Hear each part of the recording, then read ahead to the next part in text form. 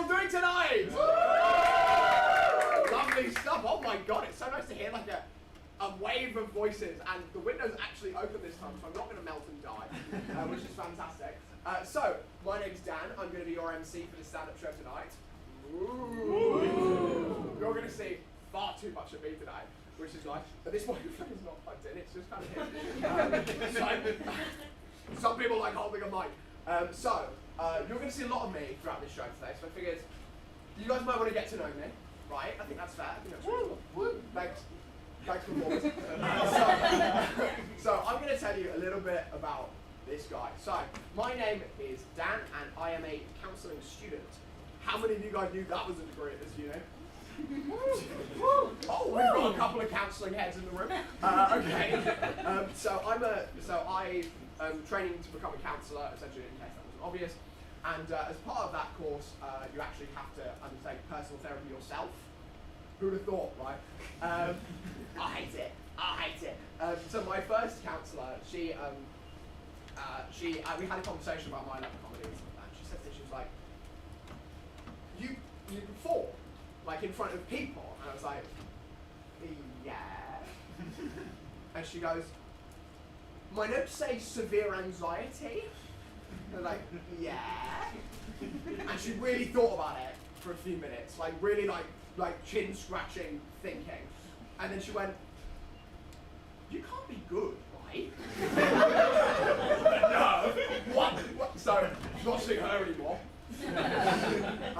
But I've got a new counsellor. She's great. She's fantastic. But she showed me her schedule the other day. Don't really know why. She showed me her schedule, and it's all color coded for like different clients that she's got. So Virgo, am I right, girlies? She showed me all the different colours, and she's got 3 different colours, right? She's got one colour for all of her private practice clients, right? She's got another colour for the work that she does in schools, and she's got a third, entirely separate colour for me. And that must mean I'm the favourite, right? Surely that means I'm the favourite. No, I'm not entirely sure how to say that. Does that mean that she really looks forward to having the sessions with me? Or they're like the worst part of her week? Does she love my jokes? Does she thinks they're funny? Or does she love them because she knows she's going to get a repeat gig? I don't know. It could be either. Since I'm a counselling student, right, I think I want to get to know you guys a little bit as well throughout this show. And I figured, I'm a man of science, right, as we all know. I'm a man of science, so I thought, what would be the most scientific and logical way to get to know a group of people? And after some rigorous testing, it came to me. Tarot readings. So I've got a tarot deck with me tonight, and throughout the show, I'm going to be doing readings for all of you. We're going to introduce our first performer, but then throughout the show, afterwards, I'm going to be doing a little bit of material and some tarot readings throughout. So you're getting involved. Most of you are not going to get away.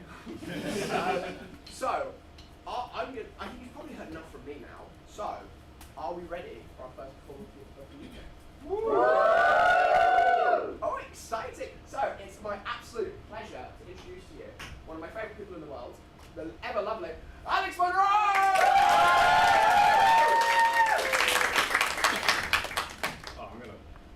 You know what? Let's just get their opinion. Hi there. Hi there. My name's Alex Monroe. You guys, your names aren't really that important. But you as a collective, you're important. Because this show isn't about us, right? It's not about us. It's about you guys watching us. You guys are as important as we are, if not significantly less. So I thought I'd get to know you a little bit. So if I can just point at someone and they could give me real quick name, address, where they keep their valuables in their house, that would be great. Bam! Me? You. You. Which one? You're thinking a lot about this.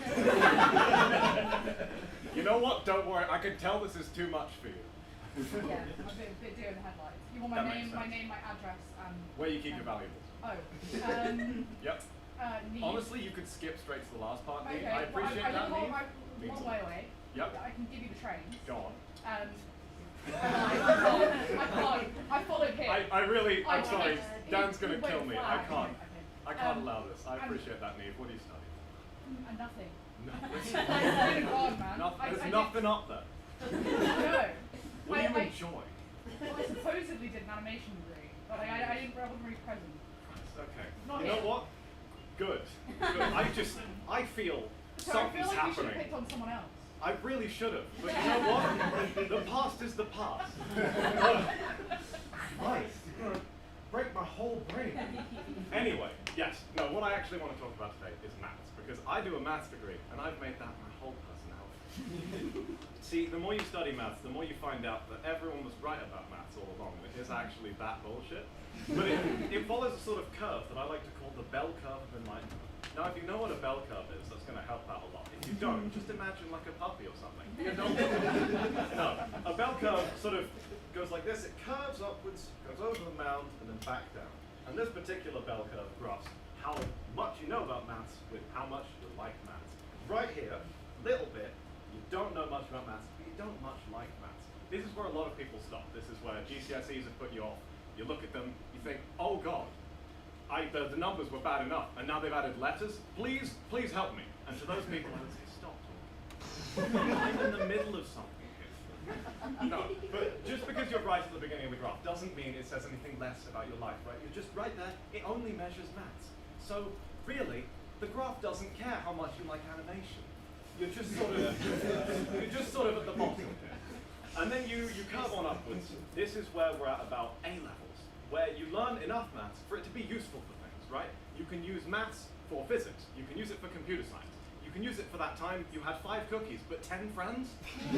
Oh God! No, but it seems useful at the time. And if I can be frank, I miss those times. But I'm not Frank, I'm Alex, so I'm gonna move on. You have to go back down the curve, and it sort of extends off forever, where the more you learn about maths, you remain upset with it the whole time. It's just bad. See, mathematicians, we love a proof. We love proving things. We love when you give us a statement and you can say, and this is why it's true. We love that, it gets our blood boiling. But the problem with maths is that we've made so many rules we can start proving things that we shouldn't be able to. It's the concept of paradoxes. Everyone's aware of what a paradox is, right? Yes, can I see a hand for no? Any hands for no? There was a brief one right over there. You know what, just for you. A paradox is a sentiment that is provably true, but it makes no sense. For example, if I said, this sentence is false, that sentence is both false and true, that's a paradox. Maths has a few of those. Last year I studied one called the Banach-Tarski paradox. That means because of the way that we model a sphere, you can get that sphere, break it into pieces, rotate those pieces, and you come out with 2 spheres. The same ones you started with, just twice, you just made more of them.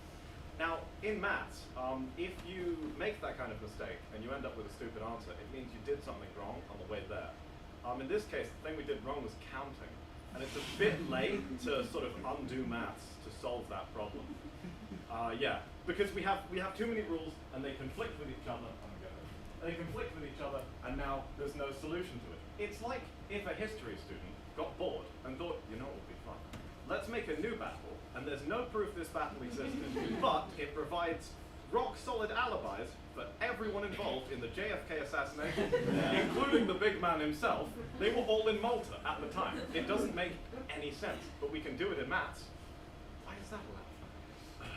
The problem with maths is that they take a subject, and then they look at it for so long that it stops working anymore. A subject I really enjoy in maths is called topology. Now, topology is the study of surfaces, so shapes. It's a study of shapes. If you've ever seen that image of like a mug that morphs into a donut, that's topology. Basically, topology says 2 shapes are equivalent under the rules of topology, is if you imagine both of them out of Play-Doh, you could morph and stretch one without opening or closing any holes, and you get the next one. The important part of that is we didn't open or close any holes, so it has the same amount of holes. So we can use this to solve how many holes a thing has. Some people seem to think straws have 2 holes. That's not true. If you get a straw and you flatten it, it's a ring, that's got 1 hole. It's that easy. If you get a cup, you can flatten the cup, it's a plate, or like some kind of coaster, who cares? That's got no holes in it. So if we upgrade to a slightly more complicated shape, we shouldn't have any problems. These shorts. So these shorts have 1 hole for each leg, and the hole that I'm going through as well. And so topology says that's 2 holes, because they connect. You take one off because look, it's a long story. Okay, anyway. And you might be thinking, oh, are the pockets holes? No, because pockets are just cut made out of shorts, also known as shorts. So they don't count for anything. So the shorts have 2 holes. This shirt has a hole down here, 2 holes for sleeves, 1 on my head. And as we know, that means you've got 4, but actually 3 holes. So this is 3 holes, this is 2 holes. Thankfully, a shirt is not shorts, because that would be weird. Unfortunately, a shirt is a pretzel. They're the same, because pretzels have 3 holes. And shorts, well, that's a carrier bag. Because a carrier bag, if you think about it, is just a cup with handles. So a lot of people, to get through public speaking, right, they like to imagine the audience naked. I don't have to imagine it naked. I can see you guys in your pretzels and carrier bags, and you look ridiculous. Yeah, we really drove it into the ground. Once again, I've taken a topic, and it started reasonable, and then we kept going, and then fold. We just drive these things into the ground, like Star Wars, or tent poles, or this joke.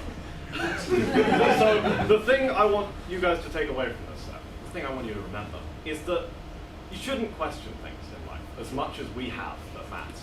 When you get a question from the universe, give a 1-word answer and just sort of move on with it. You know, you get the question and you think, well, if I ask more questions, it's just going to make it worse. It will make it worse. So with that said, Neve, where do you keep your valuables? That has been my time. Thank you very much.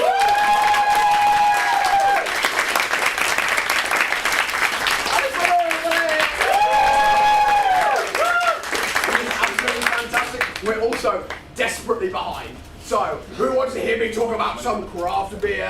So, I'm going to tell you about a particular brand that I'm not going to name, but a particular brand, and they sell a lot of very strange things. I've really gotten into this thing recently, it's absolutely fascinating to me. So, let me tell you about a collection of, and this is a direct quote, marvellous liquids. By the way, Mr. Cameraman, I would like you to zoom in on my face and get like uncomfortably close at certain points, certain spit, just for a laugh. Thought it'd be funny. So let me tell you about these marvellous liquids, right? First of all, liquid, uncomfortable word. We can all agree with that, right? We can all agree with that. Oh, I can really feel that on my face. That's oppressive. That's oppressive. Okay, so marvellous liquids. I'm going to start, there's 4 of them, right? 4 for 30 quid, which is mental. So we're going to start with the first one, which is called numbing. It's numbing something actually, I can't remember what it is, but it's a numbing drink and it's self-described as numbing. I don't know about you guys, I don't like if a drink's described as numbing, that makes me feel like I've been spiked. You know, I don't want to feel numb after a drink, that's not a good selling point. Next one, face froster. Face froster, that drink has menthol in it. Fascinating to me. And I don't know about you guys, if I want a face froster, I just get a big burly man to do it, you know what I mean? No, I'm next one, we've got brain melting fluid. I have no further points on that one. Fluid's an uncomfortable word. It's described as the tangiest fluid. I don't want fluid, I don't want tangy. And the final one, my personal favourite, splendiferous slime. Splendiferous goddamn slime. That's a drink, that's a drink. And it's described as a slime-thick, luminous green sour. Why would you want any of those words involved in alcohol? I don't get it. I'm going to move on to our next act. There has been no tarot readings yet, but we'll get there, don't you worry, don't you worry. So, are we excited for our second performer of the evening? Woo! Amazing, you can zoom out from my face now, it's okay. Please welcome to the stage the fantastic Theo Holland!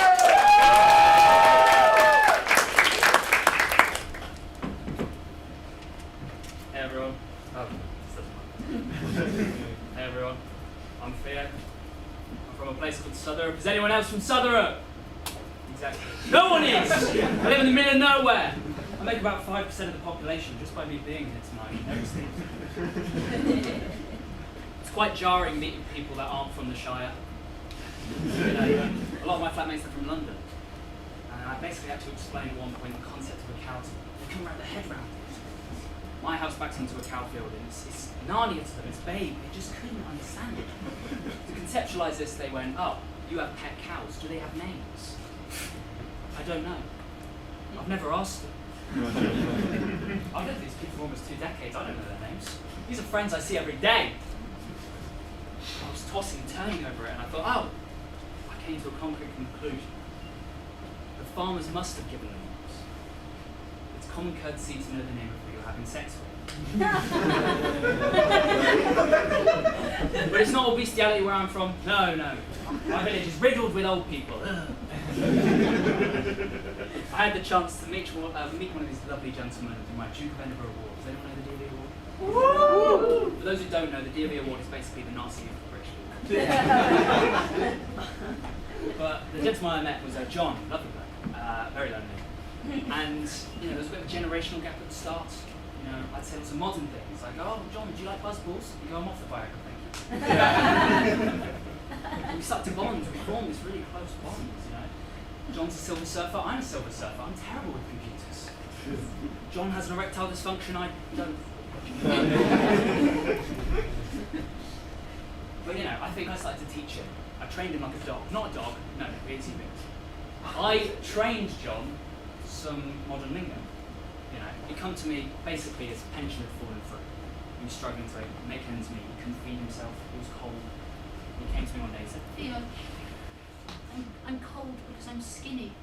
John, I think you mean you have aura because you're on Ozempic, mate.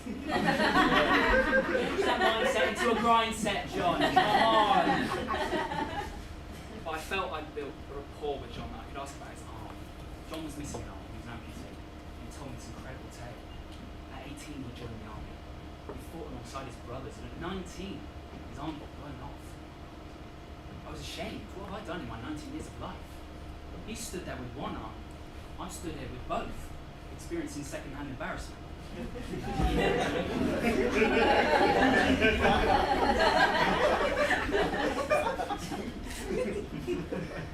But I made the grave mistake of saying, John, I want to be a comedian. Show off to him. I've got plans as well, John. Big mistake. Never tell an old person you want to be a comedian. Their humour's traditional. Bigoted. And I'm going to be, I was so desperate to show off to him. I'm ashamed to say I told a joke about marginalised comedian. Left-handed. The joke went, oh, did you hear about the left-handed guy that got his arm blown off? It's okay, he's all right now. John didn't like this joke.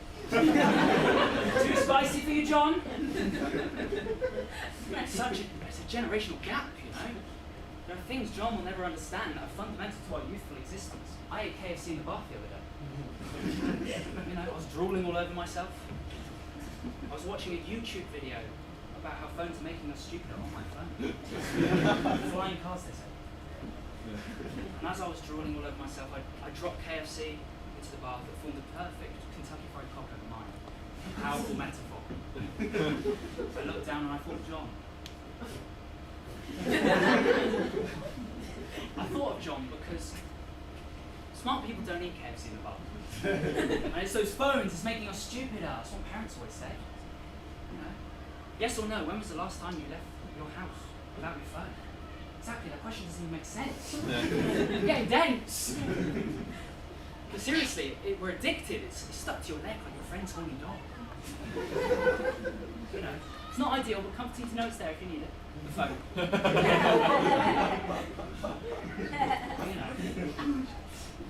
Sometimes I'll close TikTok to open Instagram. Like, yes, I've broken the spell. I wish I could still spell. Where's the fun tech gone? You know the fun tech. McDonald's iPads, remember those? Yeah. The things you touch, you get HPV. Old 3D glasses, the red and blue lenses. That was fun, it had charm. Thumbprint for phones. That had charm. Unlike Face ID as well, it worked on others. So, win-win. But all of this made me start thinking about cavemen. Cavemen. And I don't think they understand phones. They don't know hardship as cavemen. They don't have to do two-factor authenticator. They don't have to stop themselves cheating on the Wordle. And I thought to myself, what would happen if we gave cavemen phones? This is how that conversation would go. Here's a phone. Do you know about apps? What's app? Oh, good, you do know. Thank you, I've been Theo.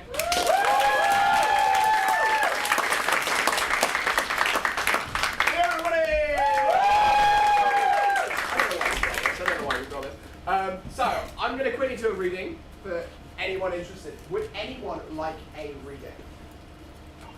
Oh, hello. What's your name? At the back, yeah. I'm Charlie. Charlie, lovely to meet you. So, before we get into what you want to know, so, does anyone here know actually how you start a reading? Right? Have we got any takers here? I know you know. Anyone? Oh, Theo's on. Catch you later. In case no one knows, Adam, do you want to explain? Sorry, your name's Adam. You got to cleanse your deck. So you got to get all the impure energy out of the deck, right? You got to cleanse the energy out of this bad boy, right? How do you do that, you may ask? It's a fantastic question. Lots of people use crystals. I just spit on it. Cleanse. So, Charlie, what was your name? That was interaction fumbled. What would you like to know about Charlie? Sorry? What would you okay, so ask me any question you would like about your future, and then I'll read these cards, it'll sort it out for you. When will I die? When will you die? Oh, Yeah. that sounds like one, isn't it? With a Warwick Comedy show. Okay, so, where in the deck would you like me to pull from? Would you like me to pull from the left, the right, or the centre? Let's go left. Yeah, a lot of people say left, don't they? I wasn't right. Maybe I framed the question weirdly. This one. Hermit. You say when? Yeah. Okay, so could you just for a sec? There's a number on this card. Could you read it out for me? 9. So 9. September. you've got a couple of months. Make the most of it, my friend. On that note, I'm going to introduce our next act. And I'm not going to say their surname because it's occurred to me that I don't know everyone's surname, so I'm going to stop with the whole surname thing. Please, could we get a drum roll? Because this person gets extra special treatment. Please welcome to the stage the Warwick Improv president, Archie! Woods! Hello, I am Archie Wood. Who here has been to hospitals? Yeah? Yeah? I was born in hospital. I don't remember being born, but my parents really want me to. So much so that they seem to have told it to me every night before I went to bed. They would tell me how the doctors had to use a vacuum to pull me out. So much so the suction of my removal made my head into a cone. And if you haven't noticed, I'm ginger. And well, both of my parents have brown hair, so they shared a few glasses back and forth. Is this one ours? Did I just give birth to that? This Phineas from Phineas and Ferb? Yeah. My brother is destined to be born with green hair. But I have been to hospital for other reasons. I actually have a disability. In my left ear, I can't really hear out. It just doesn't really work. If someone tries speaking to me and I shut off my right ear, because I can do that, I got power. I just can't hear what he was saying. And just when I was young, I came across that I couldn't hear people. So parents took me to hospital and they asked them, what's wrong with him? He's ginger. Eventually they did ask about my hearing, and the doctor did a few tests on me, and he said, you have posterior. To which I responded, what? Sorry, I didn't hear you. He looked back at me with a smile and said, yes, I know. Now, for those of you who don't know, posterior is a growth of skin cells behind the eardrum. Now, they're not supposed to do that. It's kind of like a cancer. It really wants to be, but it isn't. And basically what it will keep doing is it will grow and grow and grow, and it will eventually make sure that you can't hear at all in my left ear, and it will grow on my brain. So you have to get it removed, and typically that takes about 1 to 2 operations. The first operation is to make sure that it's gotten rid of, and the second operation is to make sure it's entirely gone. So when I was 11, I had my first operation. And the doctors said to my mum and dad, this operation will take about 3 to 4 hours. 7 hours later, where is my boy? Did he die to his ear? Not my boy. What actually happened is they, the cells, had grown so much that they crushed my hearing bones. So it's now, I have 204 bones in my body, not 206. So they had to be removed entirely because they weren't doing shit. And after this, I got 2 weeks of Minecraft. That's what I got from this. So I had to book in my next operation as soon as possible. And this operation, before I had to have this operation, I had to have an MRI scan.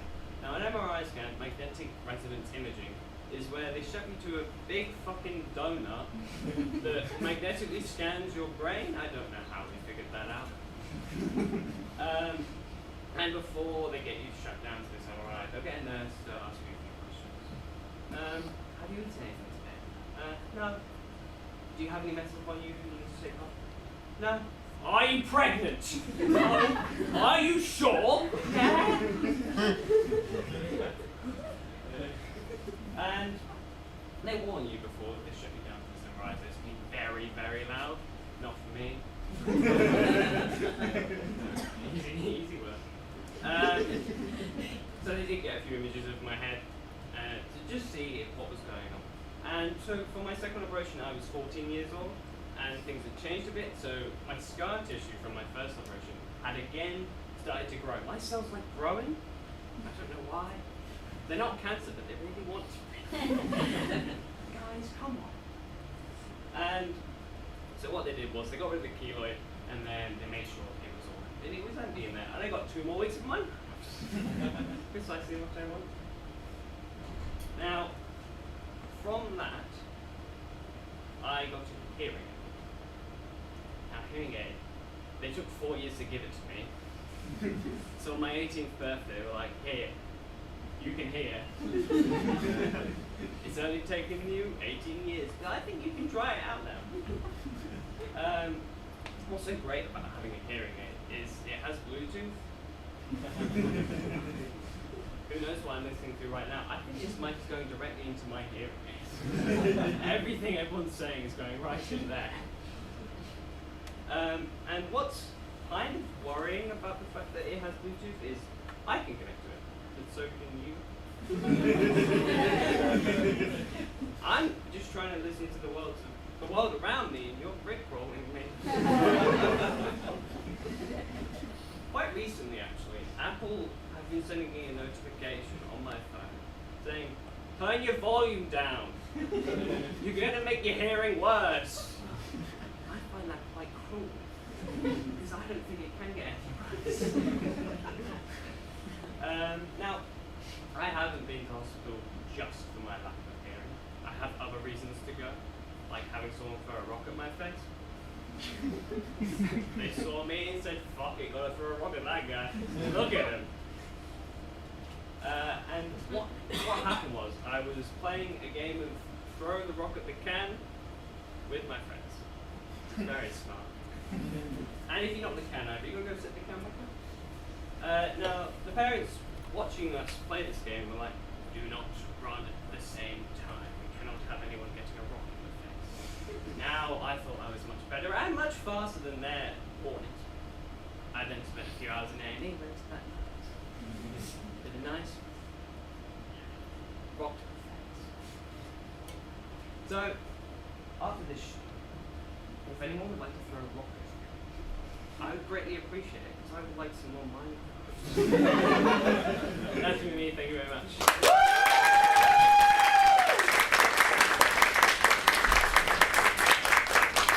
I'm going to yell into the microphone just to annoy Archie. I'm going to tell you guys a little bit, since Archie spoke a little bit about their escalated hospital, I figured I'll tell you some of my medical mishaps. So I mentioned I'm a counselling student, which means I'm morbidly depressed. Life's great. Thanks, guys.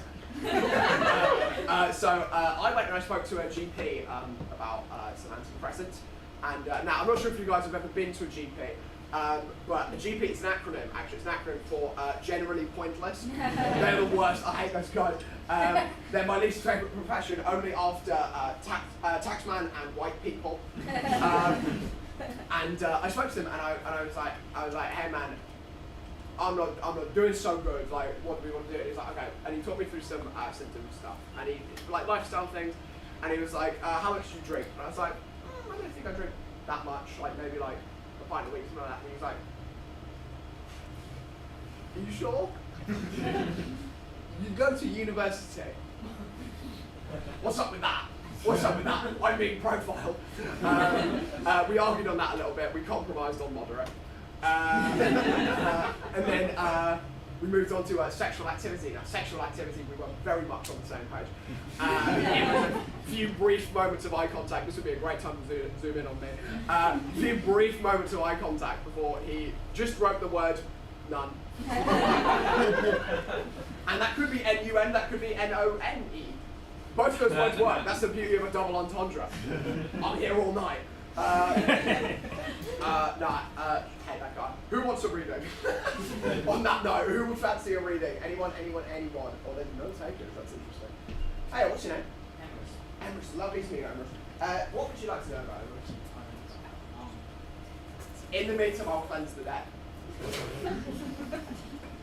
my final year going to go well? Is your final year going to go well? Oh boy. Always a bad one. What do you do? Business. That's a bad start. There's a few cards that could come up. Where in the deck? Did you do business, you said? Right.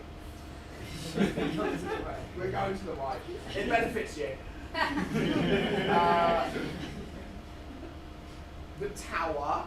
Okay, there's a nice thing I could do and there's a mean thing I could do. You're going to be at like the top of a skyscraper.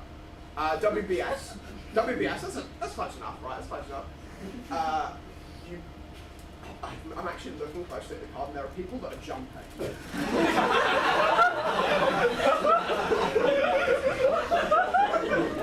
I think I might cut the bit there. Emrys, don't worry about it, you'll be fine. On the note of suicide, who feels like moving to the next act?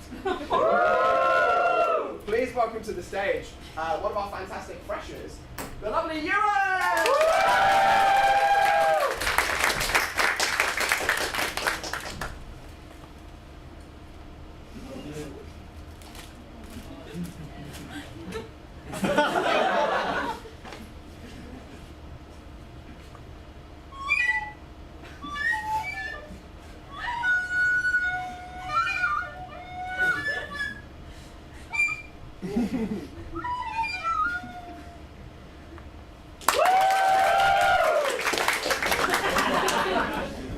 How did you like it?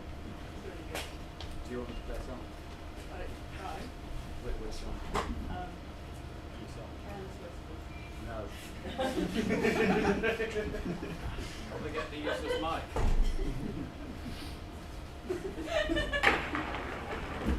That was not cheap. I'm here doing the stand-up comedy set. That's so meta of me to acknowledge that, I know. But this is just sort of a talking point to get me to the next flow of the conversation, which always comes naturally when you're with me. It's also very meta of me to acknowledge that. Am I repeating myself? How meta. 3 times. How meta. 4 times. Say it with me. How meta. That's gone too far.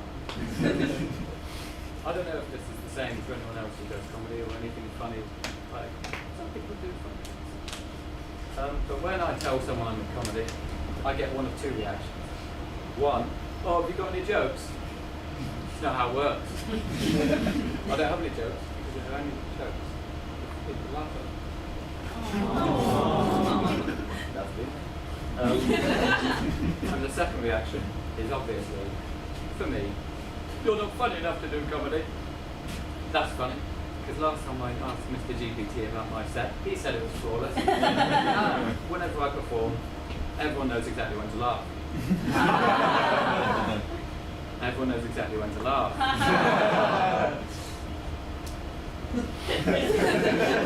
But when someone tells you you're not funny, I'm sure everyone here can relate. It hurts, you know, and it's difficult to know what to do with that pain. Because I asked my flatmate about my set the other day. He said it sucks. Now, that obviously hit me deep down. I'll give you a small hint to what happened next. He's now on my basis. Is he tied to a chair and blindfolded? I wouldn't say no. I also wouldn't say no if you were to like suggest, oh, should he have headphones on listening to my set on loop for the rest of his life? That's a great idea. It sounds like heaven to me personally. I'm just going to do some audience participation. Hello, sir. How are you finding the set so far? This is really good.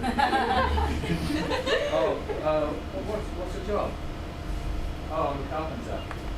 Oh, carpenter. So you like massive bits of wood in your mouth? What? Yeah, I guess so. Oh, sorry, was I not meant to say that? It's out private. Yeah. Oh, well, what's your name, by the way?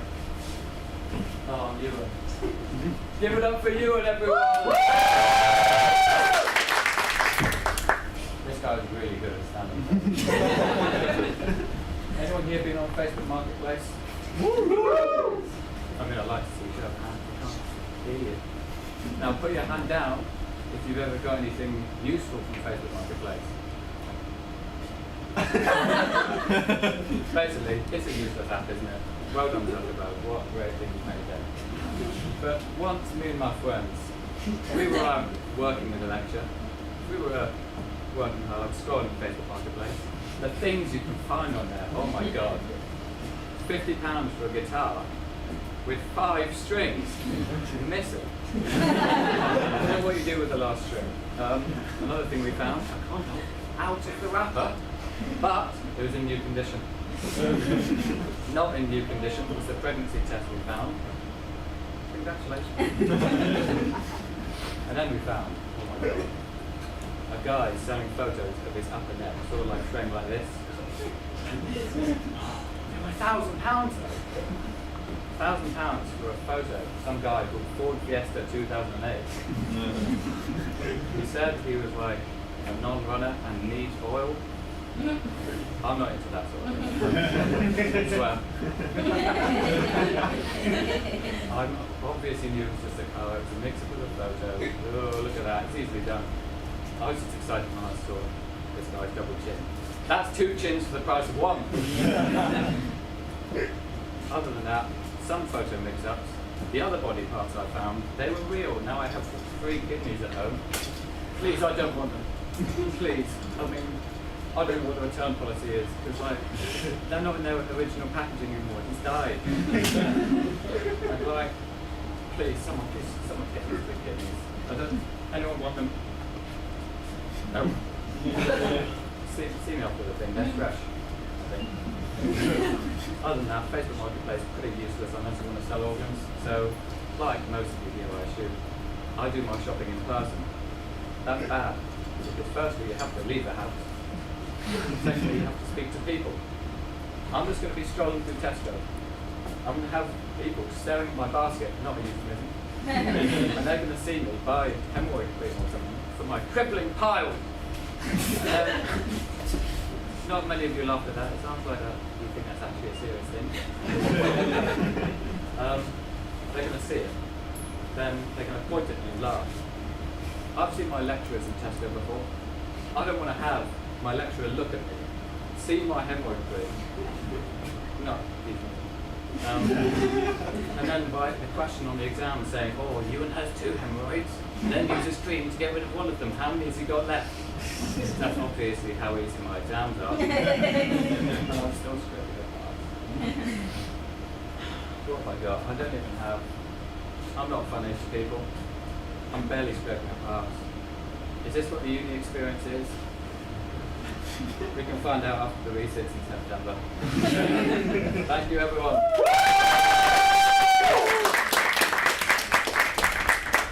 Woo! You and everybody! Wow, I forgot about the recorder. That's so shit. Okay. I'm cleansing the deck. Remember, lads, always cleanse your deck. Get under the skin. Some of you don't. I'll make sure to make eye contact with you there. You're not. Do you want a reading? Yeah. Yeah? Yes? What's your name? Charlotte. Charlotte. Lovely to meet you, Charlotte. What would you like to know about Charlotte? Will I ever find one? Now, a lot got people asking a lot of very dangerous questions today. Okay. Before I even look at any of these cards, do you want me to be nice or do you want me to be funny? Either works.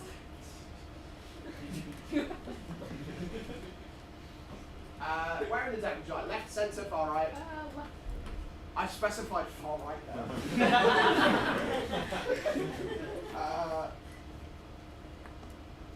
Ooh, the chariot.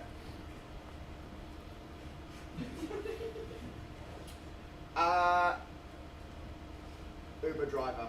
I reckon you're going to meet a dreamy Uber driver, and they'll be like, I give you rides for free.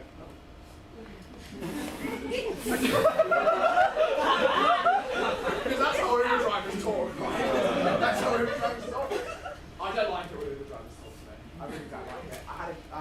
I was in an Uber there, and the guy, he wasn't wearing a seatbelt, which was already a great start. And he said to me, he was like, don't worry, I don't plan on dying. And then he started going quite drastically above the speed limit.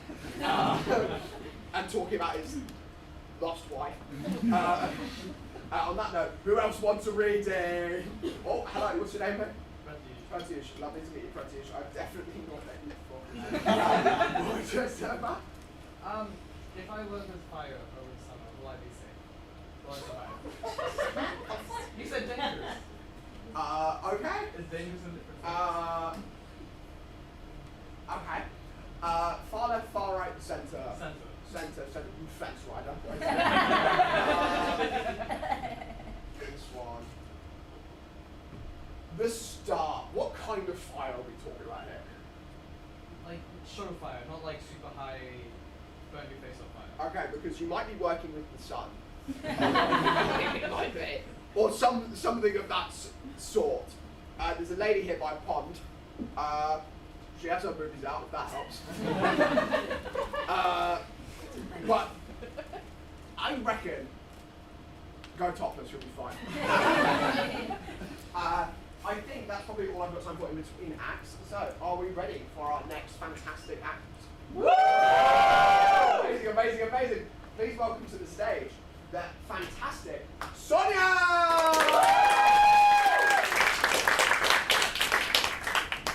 can go on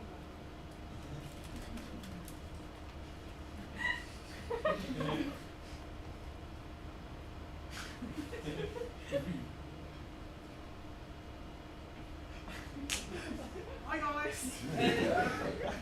I'm Sonia with a J. That's an inside joke between us Sonias. Yeah.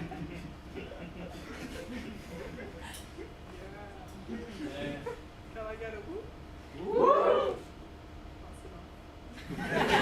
So tonight, I'd like to do a magic show for you. So can I get an assistant from the audience? Just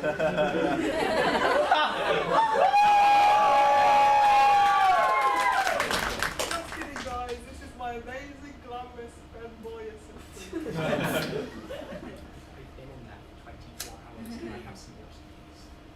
No. Did you bring the rabbit? Rabbit? Yeah, the rabbit. No. I bought a lemon. You sure it's not a rabbit? No, it's a lemon. Look at it. It's a lemon. I bought What you a am I lemon. supposed to do with a rabbit? I don't. You told me to bring you a lemon. No, I said a rabbit. No, you said a lemon. I did not say a rabbit. I distinctly remember you saying, Zach, buy a fanboy outfit on Amazon. You sent me back £25. It's not cheap. That wasn't for the show.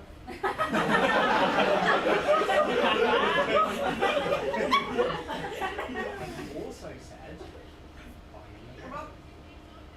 You always do this. You always say, do one thing and then. But you never do it right. But you always then change your mind and then you're like, Zach, bring me a lemon, bring me a rabbit. They're two different things. Like, I asked you to do this one thing for me. Once. I'm sorry, okay? I don't appreciate this. I don't appreciate this hostility. You never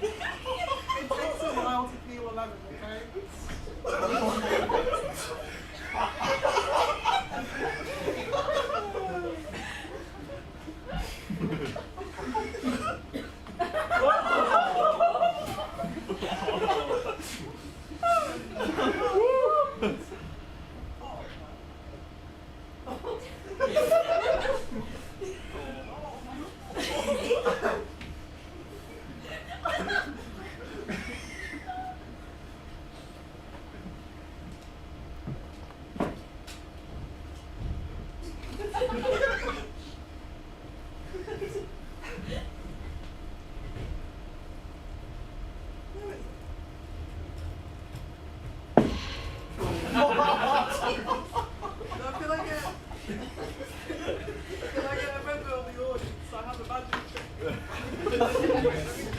Yes, I do have a magic trick. Yes. Can you pull out a card from the deck, please?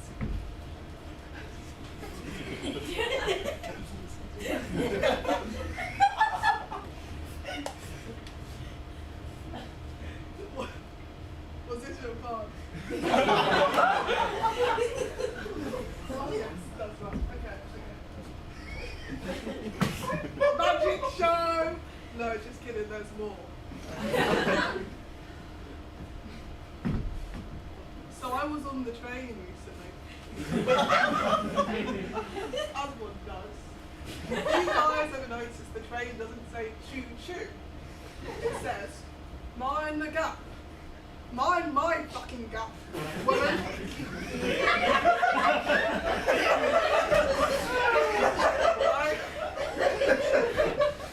Why was I on the train? I was going to the Swedish embassy to pick up my Swedish passport. Because I'm half Swedish. Because my dad's Swedish. Well, he's an alcoholic too, so I think that cancels out. I jest. Swedish people actually have quite high rates of alcoholism. It's because of midsummer. So we're walking to the embassy, me and my partner.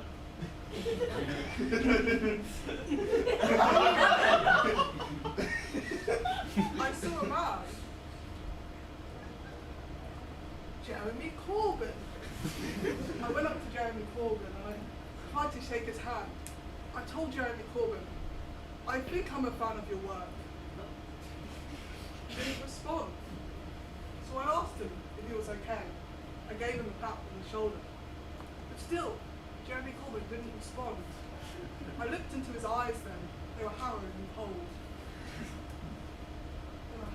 cold. And I was worried for this man. So I asked him again, you alright, mate? But still, no response. What had become of Jeremy Corbyn? So I went up to him. I squared up to him. And I said to Jeremy Corbyn, you cunt! He got to the embassy, and it turns out I'm not even Swedish. My mom just gave birth in an IKEA.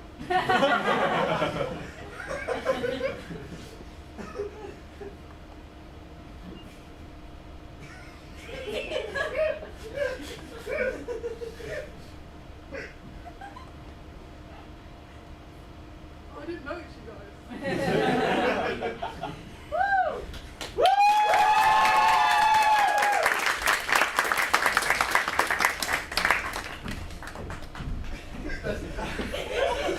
There's never any point asking for material. I always, every time I'm like, guys, let me know what material you're going to be doing. It fucking stinks of lemon up here. There's playing cards everywhere. There's a flag. What's happening?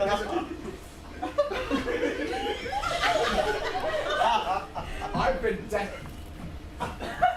desperately trying to keep to time. And I'm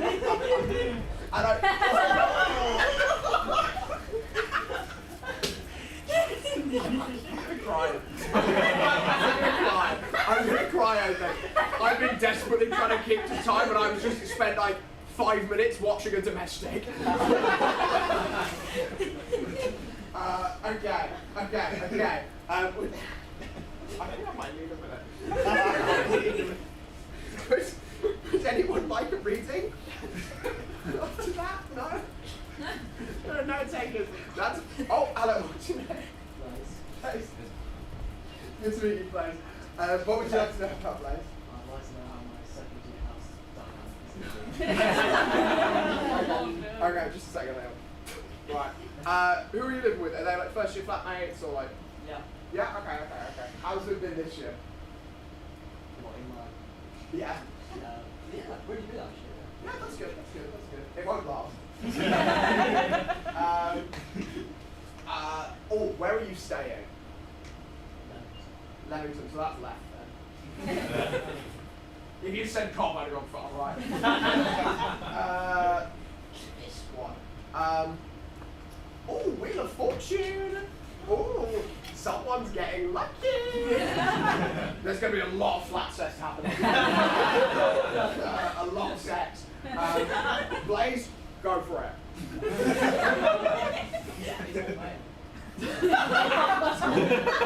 I'm not judging.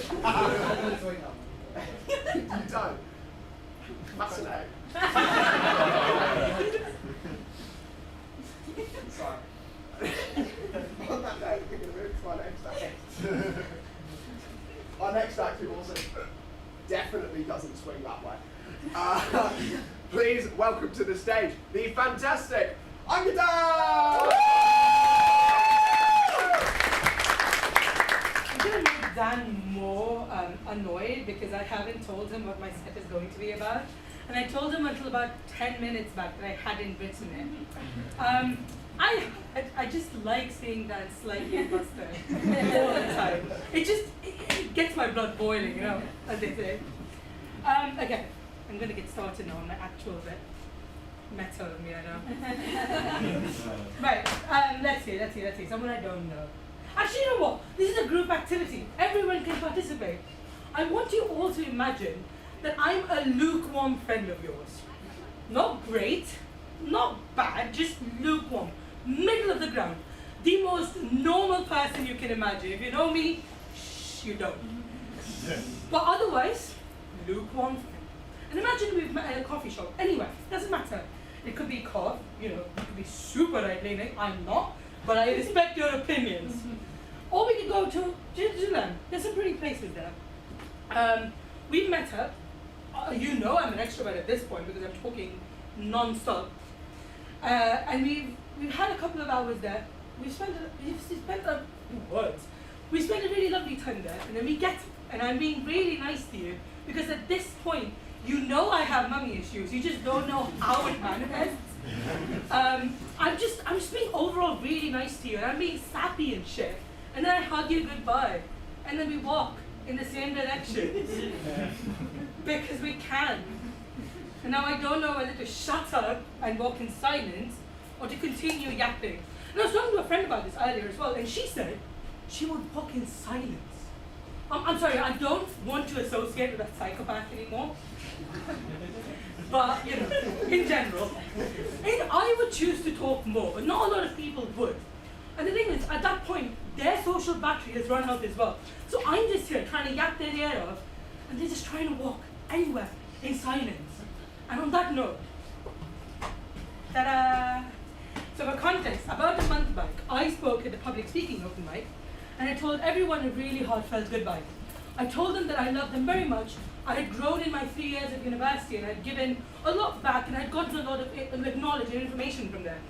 I said all of that in the hopes that I would never have to speak as a student again.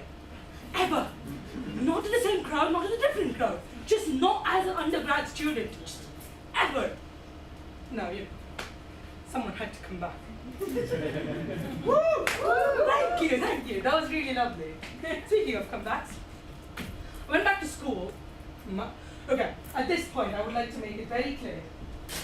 For those of you who are not racist,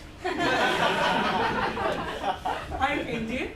If you didn't get by the accent, if you didn't get by the color of my skin, which you shouldn't be seeing anyways, I am very Indian. I was born in India, I was brought up in India, which meant I went to an Indian school.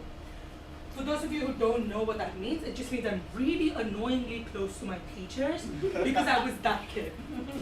I went back to school, and one of my most favorite English teachers, she invited me back to talk to my juniors at the time about one of the books that I had done for my A-levels.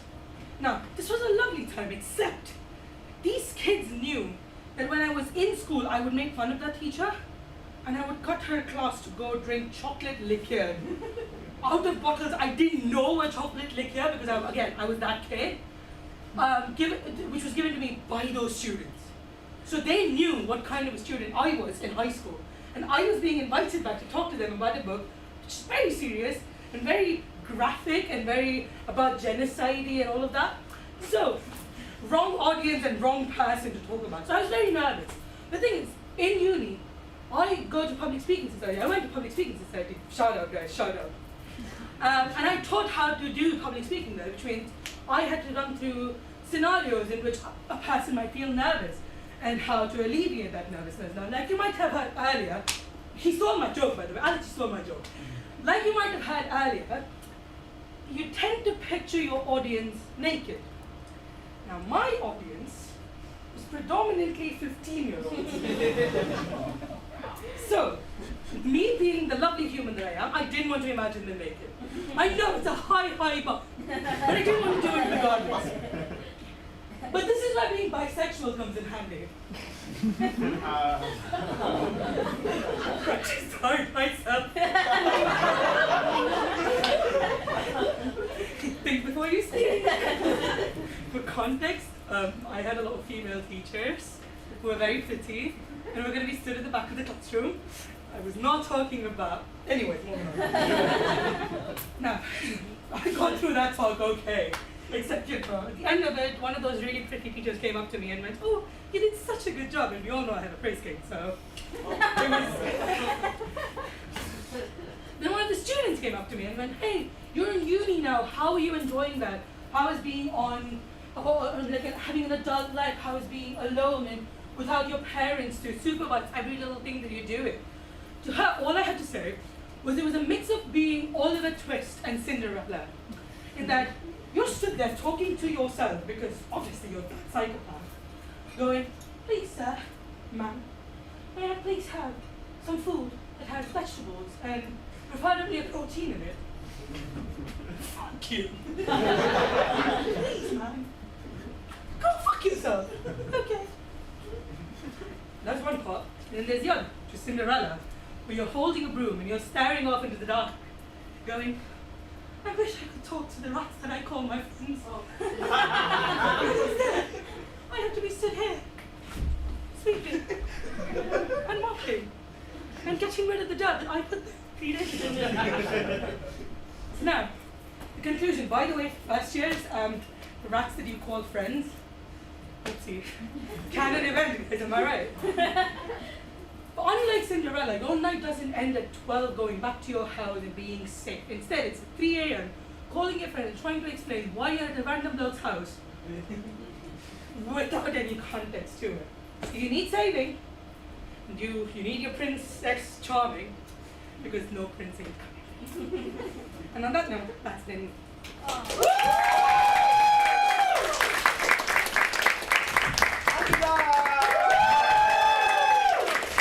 For those of you who do have rats as friends, I hope you've enjoyed living in Tossal this year. So, I'm not going to spend too long at this bit because I feel violently ill. It might be the stress from Anjuta. It also might be the duck burger that I ate in about 13 seconds. But I'm going to talk a little bit about. Now, I'm going to mention no Prince Charming, right? And I wholeheartedly agree. Because I'm going to talk about one of the biggest problems we have in the world at the moment. And that's that men, and that's the end of the sentence. No. It's that men are too comfortable, and that's the end of the sentence. Men are too comfortable getting their dicks out. I think we can all agree with that, right? Men are too... Men are too comfortable getting their dicks out. And do we know why? It's the urinal. It's the urinal. We're all stood there and we're all just like, well, I'm gonna get my cock out because that's what we do, right? There's no need for it. There's cubicles. No one ever uses the cubicles. They're like, well, I'd rather get my cock out in front of 5 other blokes, so we're just gonna do that. I think the solution to a lot of problems we have in the world would be sticking a taser on the urinal. Anyone goes to the urinal, then like cock falls off or something. I don't know how that works. Speaking of cocks falling off, we're going to move on to our next act. I love introducing my acts in loving ways. Please welcome to the stage the fantastic Armin!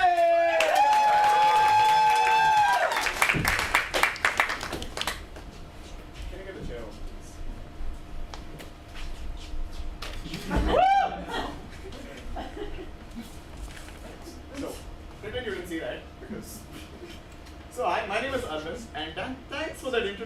course, cork falling out would remind you of me. Why not? Of course. So, I was an engineer. I did my engineering in undergrad, and I worked for 4 years as a software developer. And I'm doing a business degree. I'm almost going to finish my business degree. So, quite naturally, like all of you would have expected, this presentation is going to be about history. So, don't worry, it's going to be very brief though. Actually, it's going to be incredibly brief. And that's been my time. Just kidding. So, it all started in Greece. Oh, sorry, that's the wrong place. Let's try that again. It all started in Let's try that one more time. It all started in Greece. There was this famous philosopher, Diogenes. Complete silence. Right. So, anyone familiar with that Diogenes over here? Okay, so some booze there. Yeah, so, he was famously called Diogenes the Cynic, which just meant he hated everyone, and I think that's pretty much it. So he hated everyone so much that he had to come up with stuff that's efficient to hate people. So he can't be using words. He's got to use symbols. So he came up with the middle finger. But I did have a problem with the middle finger because the middle finger was supposed to represent a phallic shape. It's supposed to represent a dick. But if you look at Greek history, I'm cutting you guys off by the way. Yeah. If you look at Greek history, and if you look at the proportions, why? Right? I mean, look how tiny. Even the frisbee guy, tiny dick. So, does this make sense? Not really. I also have another problem with this. Why is it upright? You should be like, flipping off people like we show guns in a cool way. Yeah. So, I also have another doubt. So, why is it also called flipping the bird?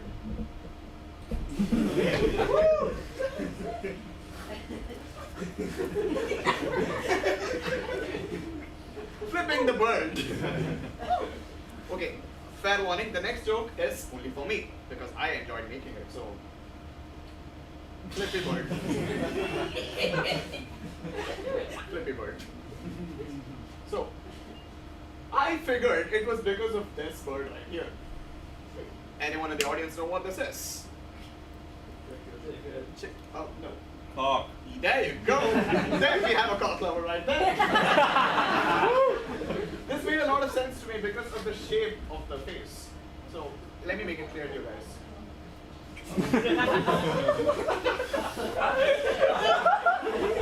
Absolute genius who would call it a cock. Because look at that. No complaints whatsoever.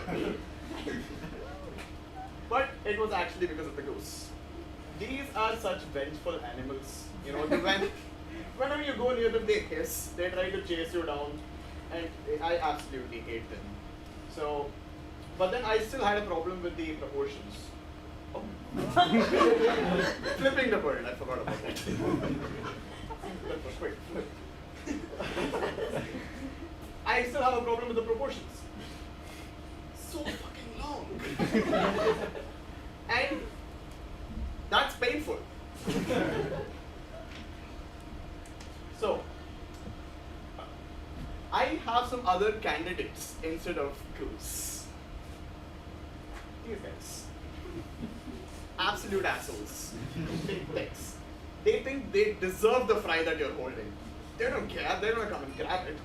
And I found out the collective noun for them was screech because of the noise that they made. Like, you know, they kept at 3 a.m. at night. I think I've said shut the fuck up to more girls than to humans this year. But the magpies, okay, when it came to girls, they gave the collective noun screech because of the noise that they made.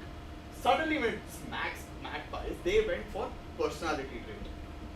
Mischief. Why? Because they have a little black in them.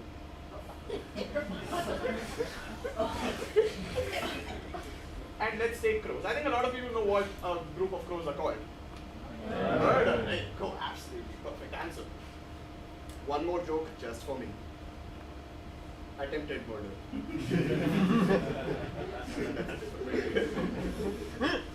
That's not a crow. What do you think a group of ravens are called? Unkindness. Why? Why are we so rude towards these birds? An unkindness of ravens? And so the question begs, are we racially profiling birds? I think we are. Do gulls have white power? Look how entitled they are. They constantly shout at people, thinking they deserve something from you guys. Let's take the geese. Let's go back to the goose. Why? I completely agree. Goose are ticks and they can be attributed to the middle finger. I completely agree, definitely. So, I take photographs. And when I'm clicking, that's me. When I'm clicking pictures, I get this close, dangerously close to whatever the subject I'm clicking. But when it comes to goose, a goose, that's the thing I had my leg on. I had to come a safe distance and click it because I'm shit scared of them. Because they hiss even if I take a single step towards them. The picture I was actually clicking before was this one. It's nice, isn't it? But I swear to God, I heard a hiss from the swan too. So why aren't they hated the same? Is it pretty privilege? I think so. Because, see, story time. How many of you have heard of the ugly duckling? Ooh. So, has anyone not heard the ugly duckling? Cool. Everybody has heard it. Thank God. I don't. Right. So, that is a swan baby. It's also called a cygnet. Evil name, I know. Is that ugly? Is that ugly? Is that ugly? No, not at all, right?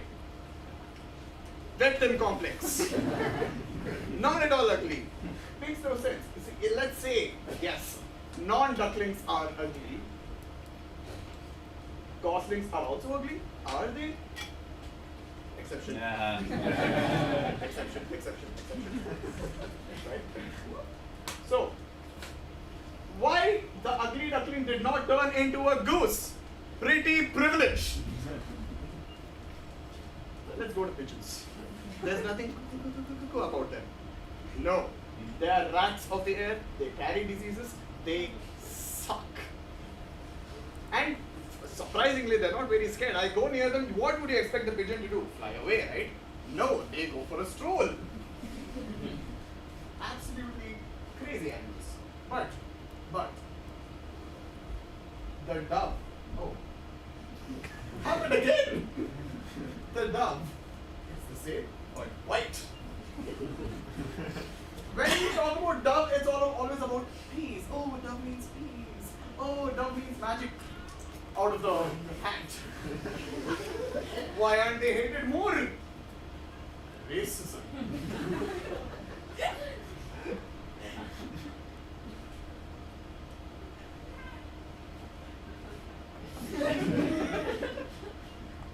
I'm done. Seriously, I'm done.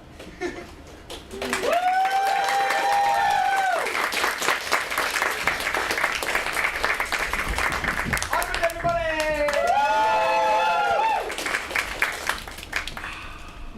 Trev's dragging a bit, innit?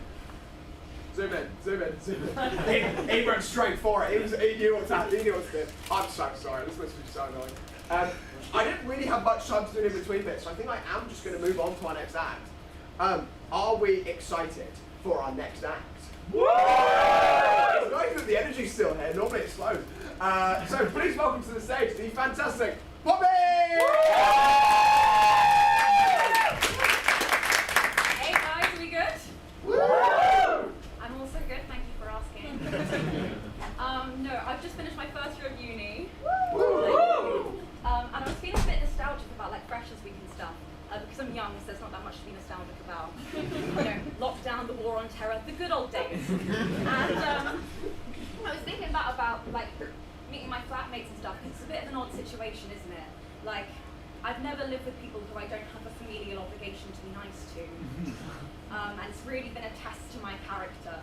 I just can't stop myself from triggering the fire alarm when I know they're showering. But no, I love my flat. It's like having a family away from home. So it can be really jarring when someone tries to fuck another member of the family. Like I thought that was just a my family thing. I do understand how flat sex can happen though. You know, it's late, we're both dealing with the maggot situation in the food waste bin, hands touch, eyes meet, it's close contact, man, it's close contact. I mean, not literally. There's not enough hand sanitizer in the world for me to touch an organ.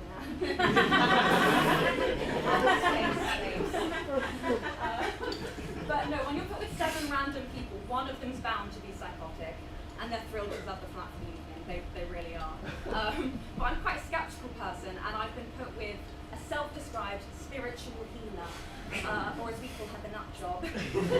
She's lovely. She's just like a little bit of a astrology, herbal tea, the earth is flat kind of gal. And, she's brilliant, but she is barking because she thinks she was a labradoodle in a past life. The scented candles are on, but no one's home.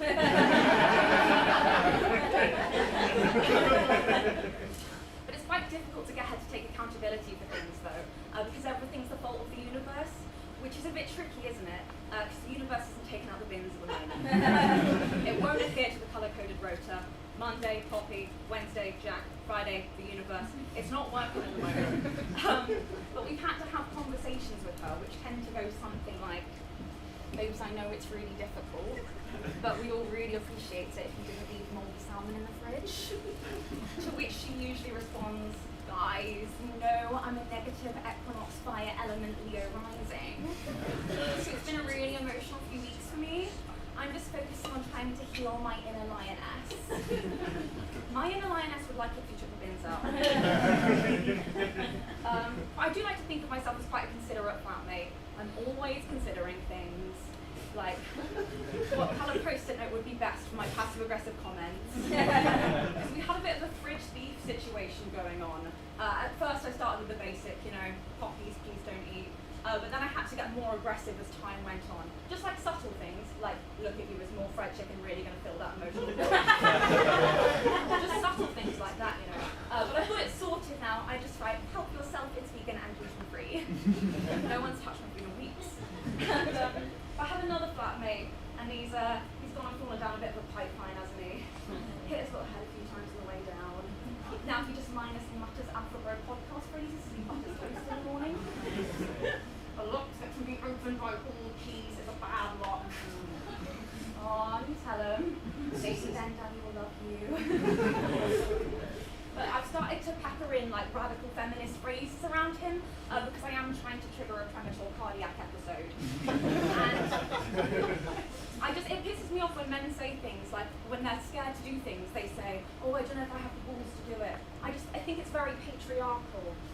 So instead I've just been loudly saying, I'm not sure if my labia is up to the test.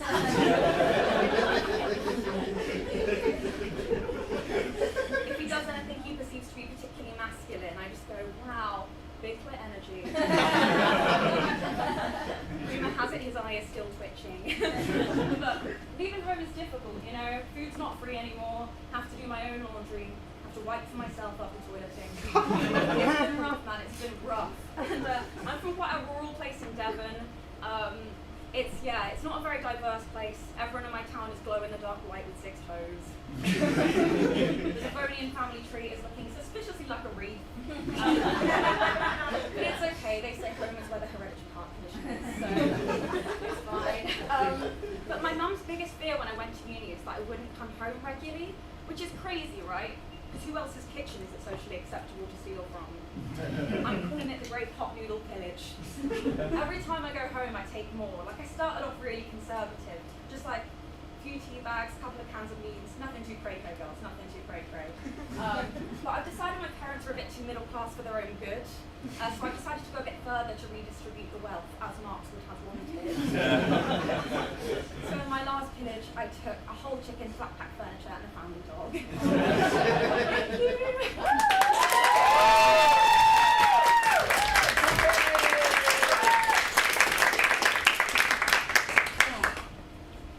We're the show, basically. Oh, I know. You're gonna get one final hurrah from me. Did anyone here have something that they wanted to? Did anyone have a dream job when they were growing up, or what they wanted to? One person had a dream job. Oh, okay. Oh, yeah. Now you're putting your hands up when I call you out. Okay. Yeah. Precious. What was your dream job? Inventor. Crazy cool. Yeah. Something like a lot of people. It's inventor or astronaut or something like that. What did I want to be when I grew up? Crackhead. A crackhead's a great thing to be, right? I could feel them zooming in again. Crackhead's a great thing to be, You're never too broke to tweak, are you? Crackheads, get it done, you know what I mean? Nothing stops them, nothing gets in their way, and I find that quite inspiring. As I say, as I'm twitching characteristically. Don't worry about what I was doing before this show. Now, that's probably it from me, so are we excited for our final act of the evening? Please welcome to the stage the fantastic outgoing comedy president, the lovely Will!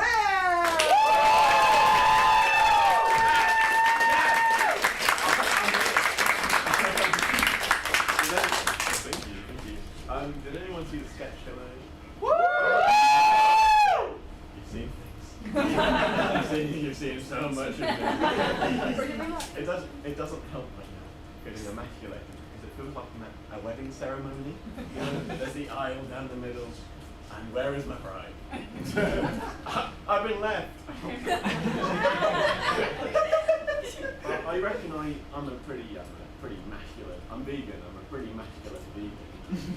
I'm not a soy boy. I'm a soy man. I go and just eat the tofu. I press the tofu. Yeah, come on. But I am vegan. Take a picture of me.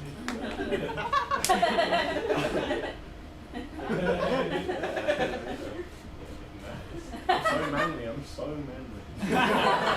Yeah, no, I am vegan, and I've been thinking about. I like tofu. My dad doesn't know, and I think that's because he's thinking about voting for reform. But I find that crazy because I think tofu shares a lot of the same sort of values as a reform voter. It's white. It's quite bland and soggy. In order to make it taste nice, you have to colonize other countries.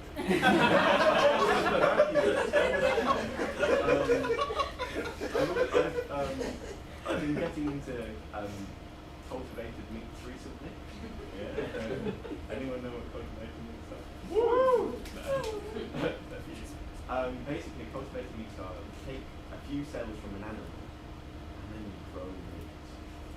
But I'm a philosophy student. I don't think the animal can consent to that sort of scientific movement of cells. And I'm in my third year. I need a job. Take my cells.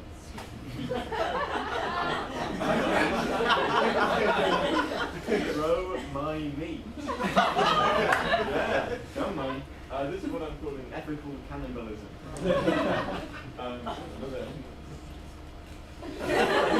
For the thumbnail, come on.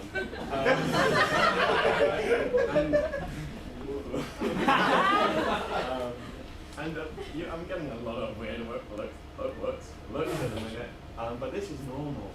People have been eating placentas for centuries. I read a book the other day called 25 placentas.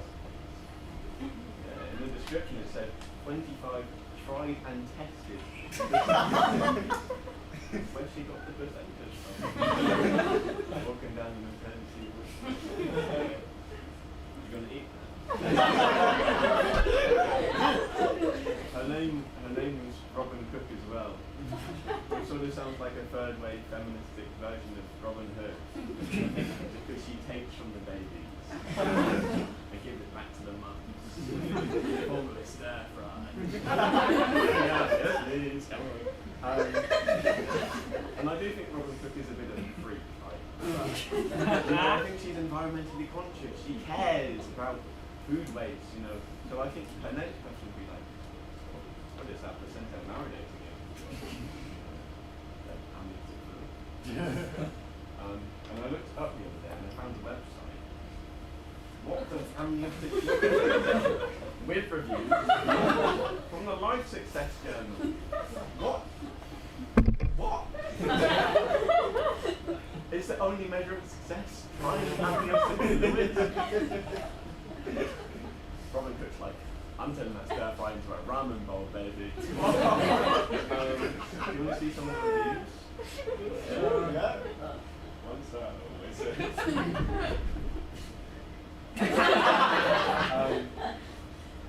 Didn't arrive on time.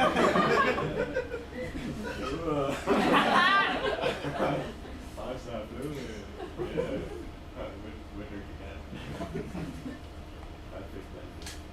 Sweetness, bitterness, saltiness. All I'm missing is you. Umami. Right, it's not going good. It's already on it. That interests me, but coming out soon, come on. And yeah, so I think I am quite an ethical capitalist. If you're sort of wondering what are the benefits of my meat, it's also tried and tested. I used to have a twin brother. I didn't mean the word. I've already tasted the amniotic fluid. Screw you. I'm successful. I'm also free reign. Organic. High welfare. Unless it's seasonal depression. Go and get yourself checked. I support farmers. Yeah, any farmers in? No. Why would there be? I don't like both. I may complain for the ego. I don't complain. Saturated fats. Oh my god! Uranium 235. Oh my god! Macroplastics. And dignity. I think that's at my time. Yeah. Thank you so much. I'm doing the show tomorrow. At 9:05 PM, you should come. It'll be sick. I'm doing this, but I'm doing other stuff too. So hell yeah. Thank you.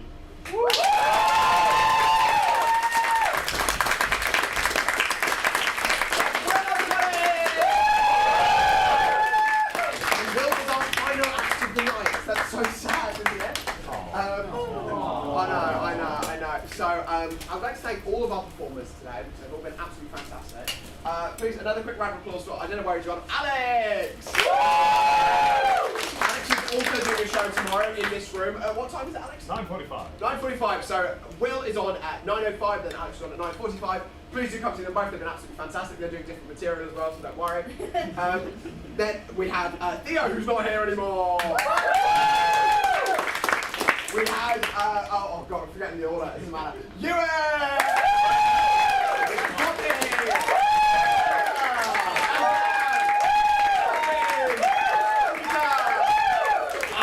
Am I forgetting? Yes! Archie Wood! I've been Dan Blano, you've been absolutely fantastic, and I hope you enjoy the rest of your evening. Take care, everyone!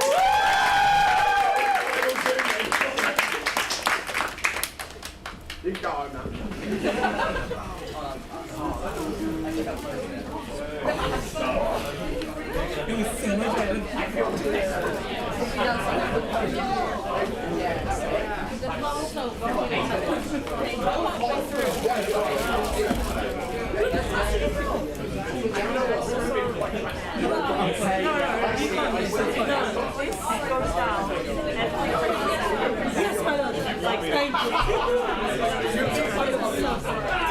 I'll never be happy. Is this you? Go!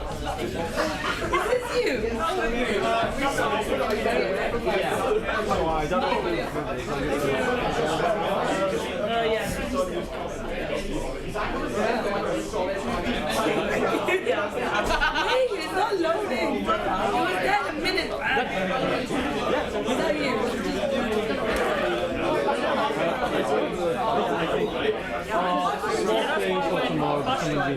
get it till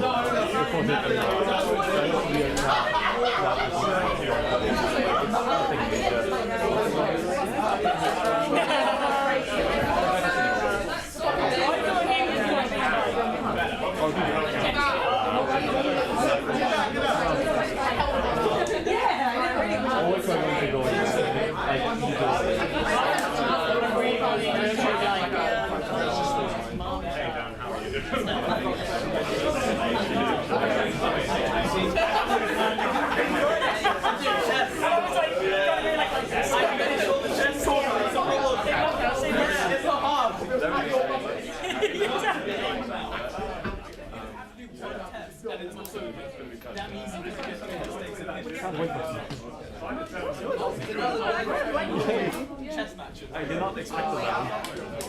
That lemon. So. I love it.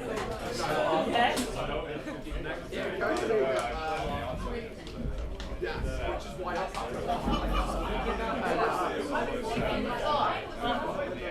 Thank you so much.